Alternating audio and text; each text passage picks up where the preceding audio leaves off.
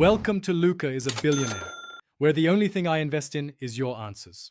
You start by preparing, make a quick backup, and then stop the program. First, copy the config to a safe folder, use /backup or an external drive. Next, find the active file, check /. Config /ffmax/config and /etc /ffmax/config because systems vary. Once located, quit ffmax and disable any auto restart service so the file won't be recreated.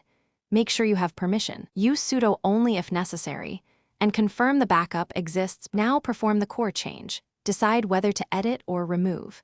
Prefer editing so you can revert single settings, open with Nano or Roman 6 and search for the problematic entries.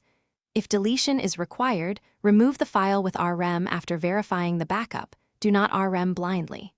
Once done, fix ownership and permissions if they were altered. Use chown and chmod carefully. Make sure to test a restart in a controlled way. Watch logs for errors and note any recreated files. Finish by restarting ffmax and verifying the desired outcome.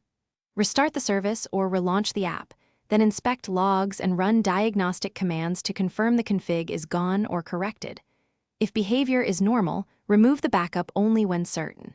If the file is auto-recreated, check for templates in /etc /skel, package post-install scripts, or system unit files that supply defaults. Finally, restore the backup and re-edit if you need to reproduce a specific setting. This avoids repeated breakage. Thanks for watching and please subscribe. It's the best investment you'll ever make.